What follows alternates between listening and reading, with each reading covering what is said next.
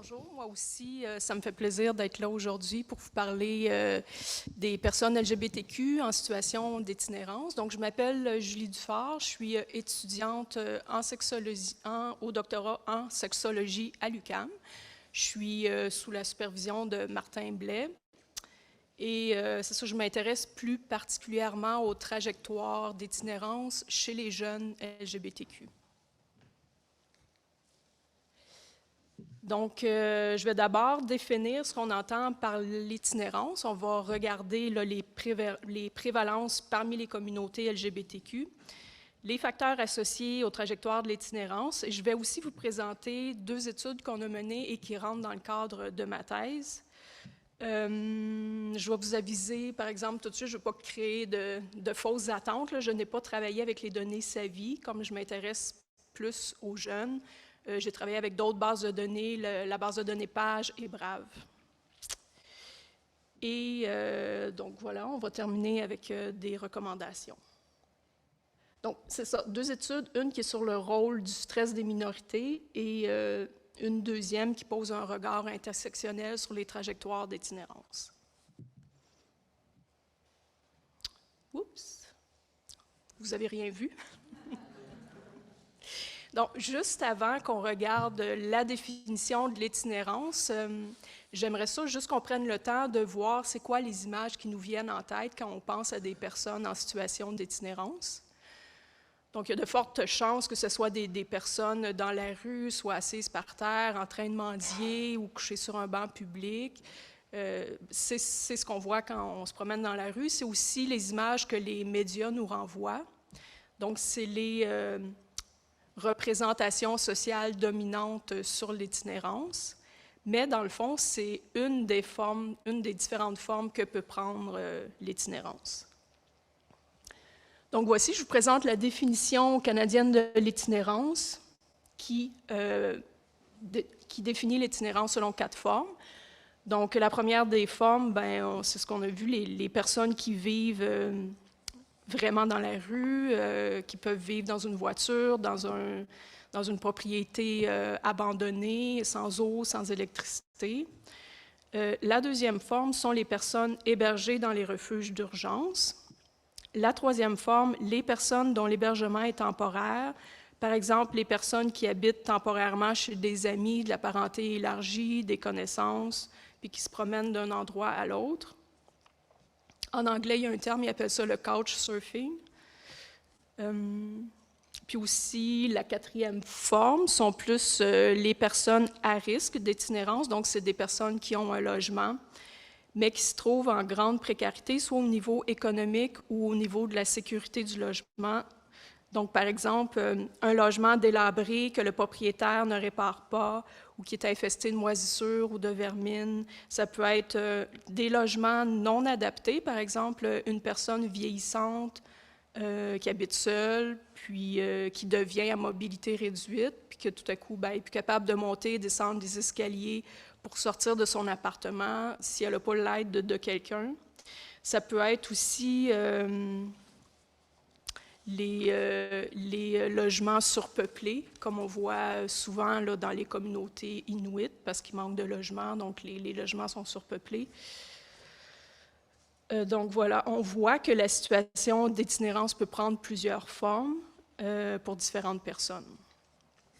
Donc les deux premières formes, c'est les formes considérées comme étant les plus visibles, mais les moins nombreuses. Donc c'est comme la pointe de l'iceberg qu'on voit. Puis à l'inverse, les deux dernières, c'est les formes qu'on réfère à l'itinérance cachée, c'est les formes les plus populeuses, mais la plus difficile à circonscrire. Donc, une des forces de cette définition-là, c'est d'être englobante, d'être assez large, parce que l'utilité d'une définition commune en itinérance, c'est, outre le fait de développer un langage commun, c'est aussi de permettre au gouvernement d'organiser la réponse à l'itinérance, de déterminer à qui les services d'aide sont offerts. Donc, avant 2012, il n'y avait pas de définition, donc il n'y avait pas de consensus. C'était plus difficile d'organiser la réponse. Chaque ville travaillait un petit peu en silo. Une dernière chose que je voulais ajouter, lorsque le document qui contient la définition a été révisé en 2017, c'est là qu'on a ajouté parmi les populations les plus vulnérables, les communautés LGBTQ. Donc, c'est une avancée assez récente, compte tenu que ça fait quand même depuis les années 1990 qu'on sait que parmi les populations itinérantes, il y a une surreprésentation des personnes LGBTQ. OK, voilà.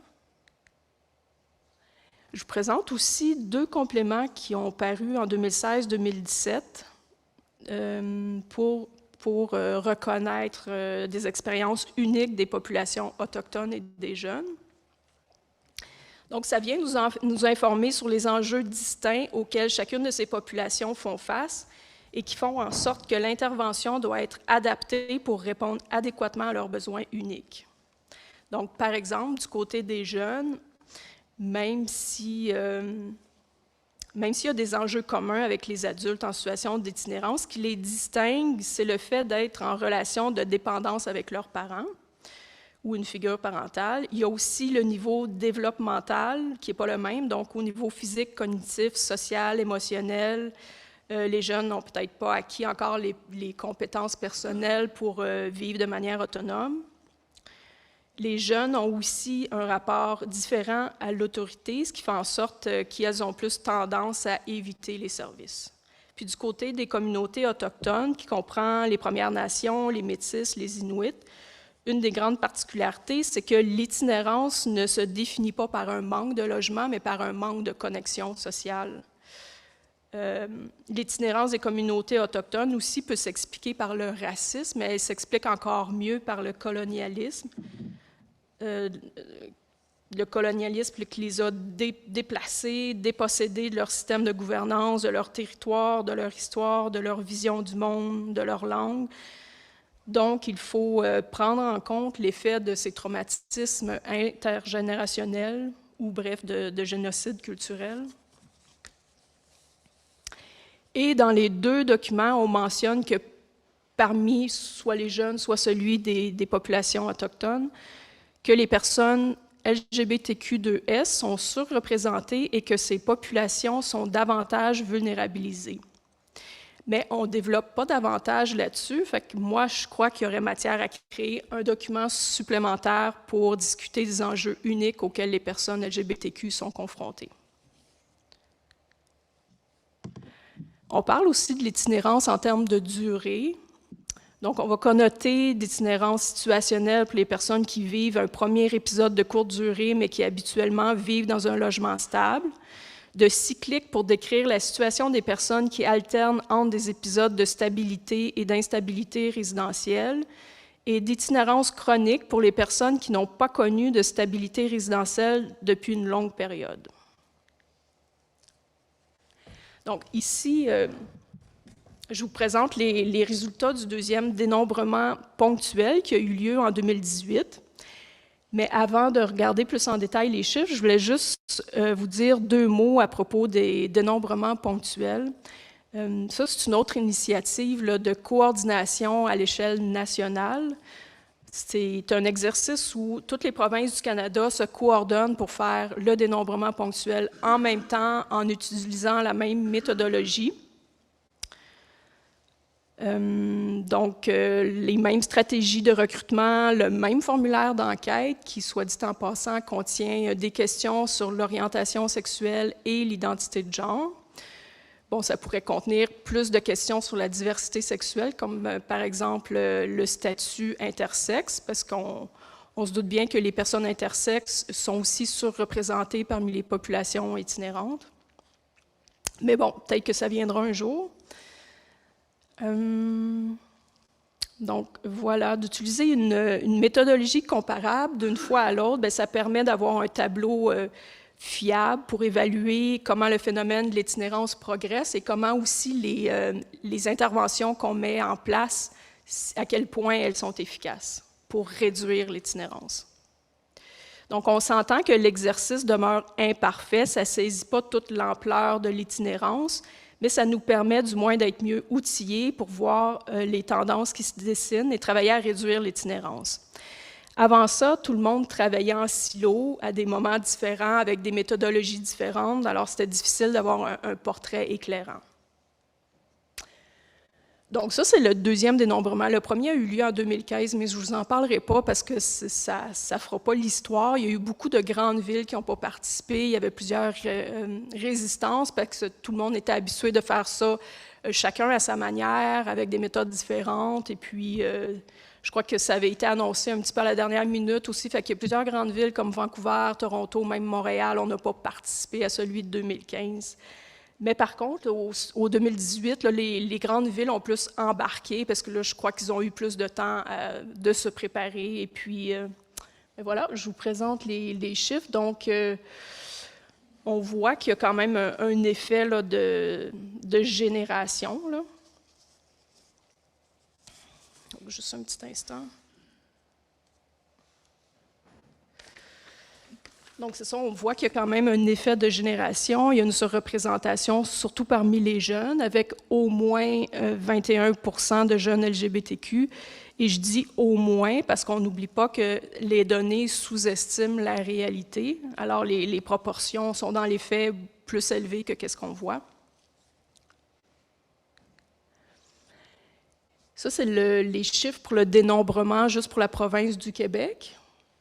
Donc, eux, ils ont fait une présentation différente. Ils ont séparé l'orientation sexuelle de l'identité de genre, mais si on regarde, les chiffres sont quand même assez similaires. Et ça, c'est les chiffres pour le dénombrement pour la Ville de Montréal seulement. Donc, on voit qu'il y a un petit peu plus, les proportions sont un petit peu plus grandes, ce qui est normal aussi, parce qu'il y a une plus grande concentration là, de communautés LGBTQ et de services et tout ça. Donc ici, on a la première enquête pan-canadienne, la seule d'ailleurs, sur les jeunes en situation d'itinérance qui a eu lieu en 2015. Donc parmi les 1103 participants en situation d'itinérance, il y a 29,5% qui se sont identifiés LGBTQ2S, dont 2,5% de jeunes non-binaires, 1,8% de jeunes trans et 1,8% de jeunes bispirituels. À titre comparatif, on dénombre 15% de jeunes LGBTQ parmi les jeunes de la population canadienne. Donc, c'est au moins 2 fois plus de jeunes parmi les jeunes LGBTQ qui se retrouvent en situation d'itinérance que les jeunes cis hétérosexuels. Le rapport indique aussi 30,6% de jeunes autochtones. C'est un résultat qui est similaire au dénombrement ponctuel du Canada. Je n'ai pas mis la statistique tantôt, mais ils ont dénombré parmi la population itinérante du Canada 30% de personnes autochtones, donc c'est assez similaire.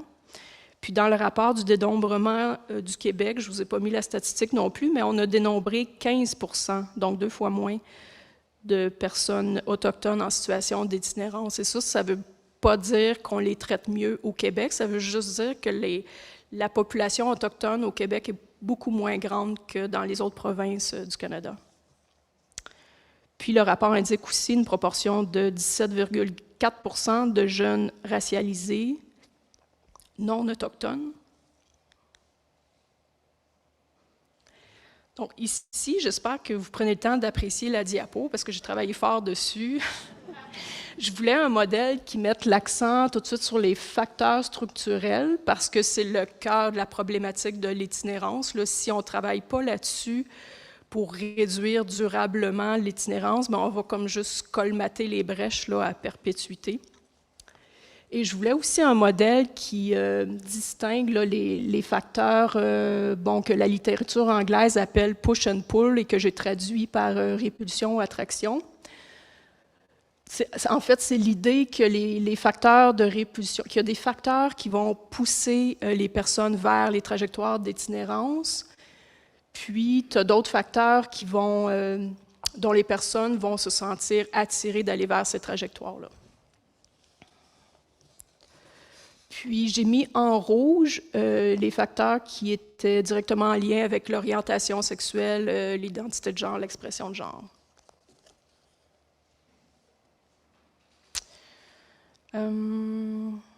Voilà. C'est pas, le tableau n'est pas exhaustif, là, mais ça donne une idée.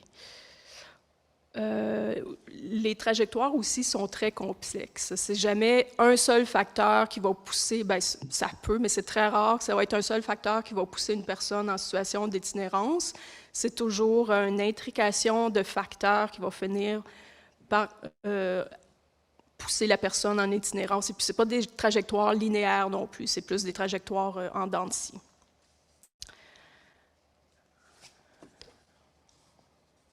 Donc, je vais faire le tour rapidement. Donc, si on regarde du côté des facteurs répulsion au niveau structurel, on retrouve le système d'oppression et de privilège dont l'hétéro-cissexisme fait partie et qui agit comme un travail à la chaîne qui a des répercussions jusqu'à l'individu.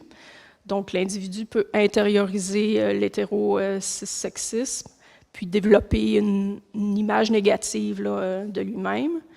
Au niveau institutionnel, ça peut être des discriminations systémiques en lien avec l'orientation sexuelle, l'expression, l'identité de genre, qui peuvent créer des barrières à l'emploi, au logement, soit pour les soins de santé. Ça peut être aussi lors d'un changement de nom à l'école ou pour accéder dans un refuge d'urgence, parce qu'on sait, par exemple, que chez les personnes trans, je crois que c'est une personne trans sur 3 qui se fait refuser l'accès à un refuge d'urgence basé sur son identité de genre.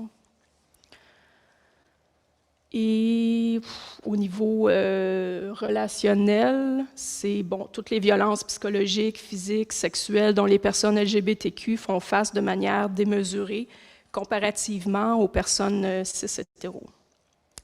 Les astérisques que j'ai mis, c'est pour identifier les portes d'entrée principales chez les jeunes.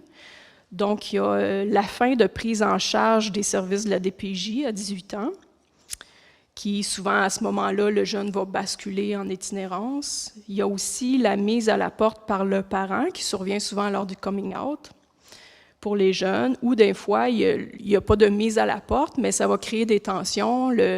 Le parent n'est pas super enthousiaste d'avoir un ou une enfant LGBTQ, donc ça va créer des tensions et puis le jeune va décider de partir, va faire une fugue.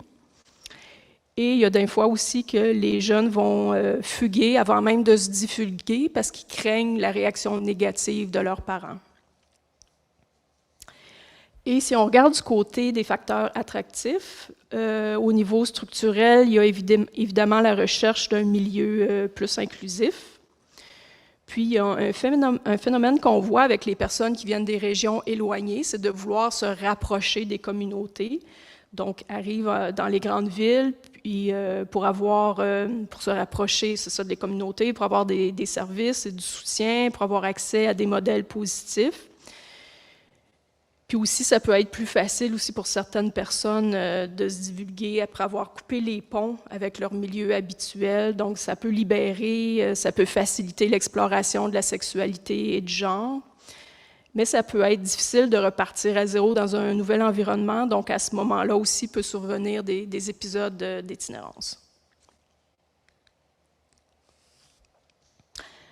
Parmi les facteurs, je voulais aussi parler de la résilience, qui peut jouer un rôle de protection à l'égard des trajectoires d'itinérance, surtout la résilience prise dans son sens large, là, qui englobe à la fois le soutien externe, donc le soutien de la famille, du réseau social, des institutions, des politiques gouvernementales, puis la dimension plus interne, qui est non seulement la capacité de s'adapter, mais aussi la capacité à chercher de l'aide et à mobiliser les ressources externes. Et le tout est interrelié. Hein, pour qu'une personne soit résiliente, il faut qu'elle baigne dans un environnement résilient.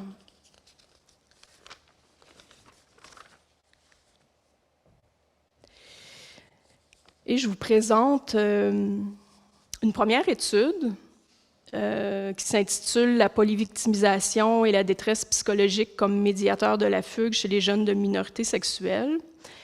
L'étude prend appui sur la théorie du stress des minorités, qui décrit l'effet du stress chronique pour les personnes stigmatisées comme celles qui s'identifient à une minorité sexuelle. Donc, le stress chronique qui peut entraîner une détérioration au niveau de la santé mentale et physique. Nous, on est parti de ce modèle-là, puis on a ajouté la fugue. Donc, plus un jeune de minorité sexuelle est victimisé et vit de la détresse, est-ce que ça augmente le risque de faire une fugue? C'est la question qu'on s'est posée. Et pourquoi la fugue? C'est que, comme je disais tantôt, la fugue, c'est la porte principale, en fait, pour les jeunes sur la situation d'itinérance. Alors, nos objectifs étaient d'examiner la relation entre le statut de minorité sexuelle et la fugue, d'explorer le rôle médiateur de la polyvictimisation et de la détresse psychologique, puis d'explorer le rôle modérateur de la résilience. Pour examiner ça, on a utilisé la base de données du projet Parcours amoureux des jeunes, donc le projet PAGE, qui est une enquête qui a eu lieu de 2011 à 2012 à travers une trentaine d'écoles secondaires du Québec, donc secondaires 3, 4, 5. Notre échantillon contenait 7 731 jeunes de 14 à 18 ans, dont 14 % se sont identifiés en tant que minorité sexuelle. Et la question de l'identité de genre a été posée de manière binaire, donc malheureusement, on n'a pas idée du nombre de jeunes trans non-binaires dans l'échantillon.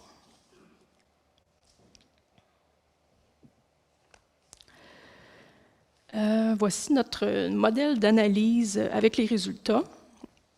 Puis là, j'ai un beau petit pointeur pour essayer d'expliquer tout ça. OK. Donc, la relation principale qu'on voulait examiner, c'est celle-ci, entre l'attirance pour le même genre et la fugue du domicile. Donc, dans un premier temps, on a regardé cette relation-là sans mettre les deux médiateurs, sans mettre les médiateurs ni le modérateur. Donc, on a regardé la relation toute seule. Donc, on a nos deux groupes ici, les jeunes LGB puis les jeunes hétéros.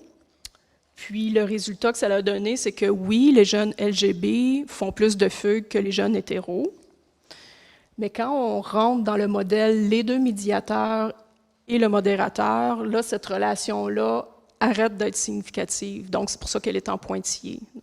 Ce que ça veut dire, c'est que c'est pas tant l'orientation en soi qui fait que les jeunes LGB vont faire plus de fugues, c'est surtout parce que les jeunes LGB sont plus polyvictimisés, vivent plus de détresse que les jeunes cis hétéros.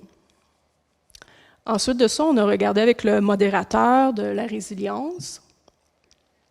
Et je vais reprendre mes notes. Donc, c'est ça, la résilience, on l'a divisée en 3 catégories, donc la résilience faible, modérée et élevée.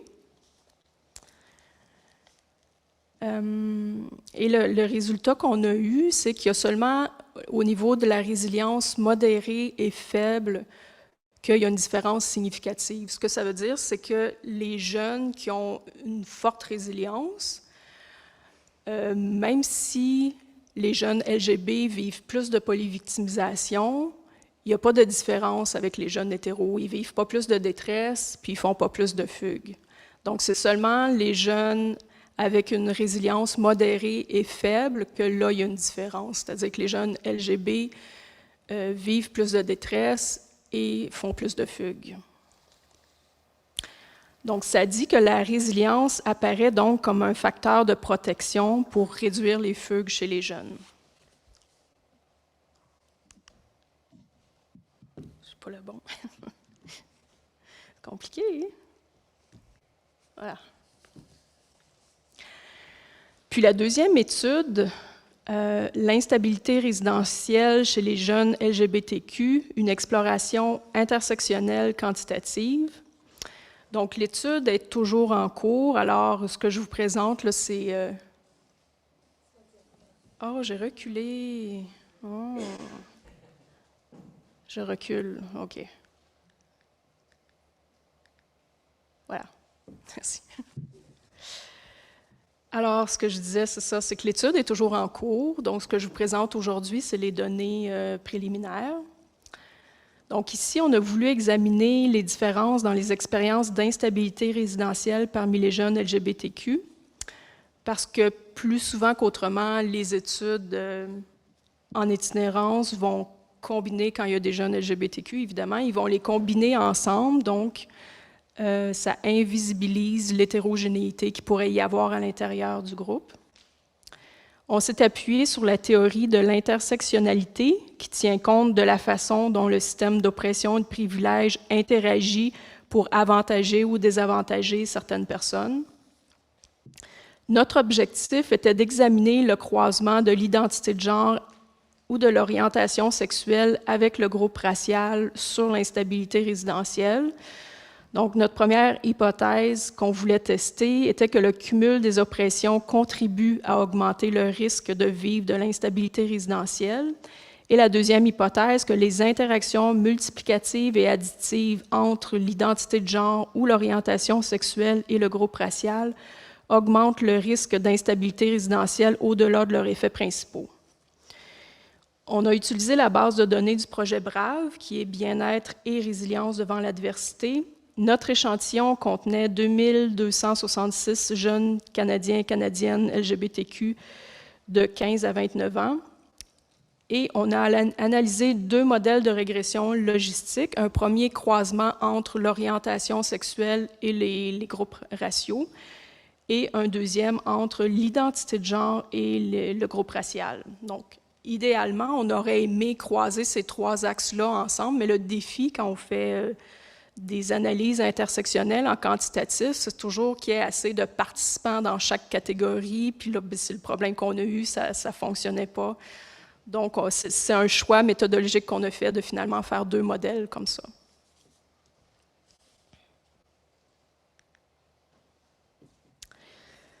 Donc, voici les résultats pour le premier modèle, le croisement entre l'orientation sexuelle et le groupe racial. Donc, l'orientation sexuelle a été séparée en 3 catégories. Monosexuelle, qui contient principalement des personnes lesbiennes et gays, puisqu'il n'y a pas de personnes cis-hétéros dans notre échantillon. Puis aussi les catégories bisexuelles et pansexuelles. Et le groupe racial a aussi été séparé en 3 catégories, donc les personnes blanches, racisées et autochtones. Donc, le croisement de tout ça a donné 9 catégories qu'on voit ici. Puis, au bout, ici, on peut voir l'estimé de la probabilité d'instabilité résidentielle. Donc, par exemple, pour les jeunes monosexuels blancs-blanches, ils ont 13,4 sont 13,4 plus à risque de vivre une instabilité résidentielle.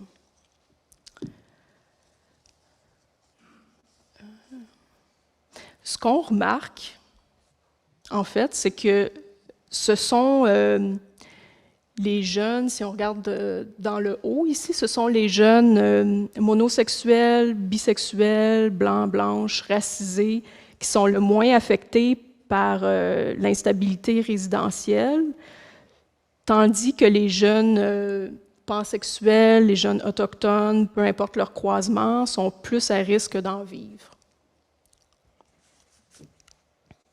Ça confirme notre première hypothèse. On voit qu'il y a une augmentation du risque de vivre de l'instabilité résidentielle avec le cumul des oppressions. Par exemple, les personnes autochtones cumulent les effets non seulement du racisme, mais aussi du colonialisme. Puis les jeunes pansexuels semblent vivre aussi davantage d'instabilité résidentielle que les jeunes bisexuels ou monosexuels, ce qui va également dans le sens de notre hypothèse, vu que les personnes pansexuelles cumulent une oppression supplémentaire par le fait de s'inscrire davantage en dehors de la binarité des genres comparativement à la bisexualité. Puis, voici les résultats pour le deuxième modèle, donc le croisement entre l'identité de genre et le groupe racial. L'identité de genre a été séparée en 4 catégories, les hommes cis, les femmes cis, les jeunes trans et les jeunes non-binaires.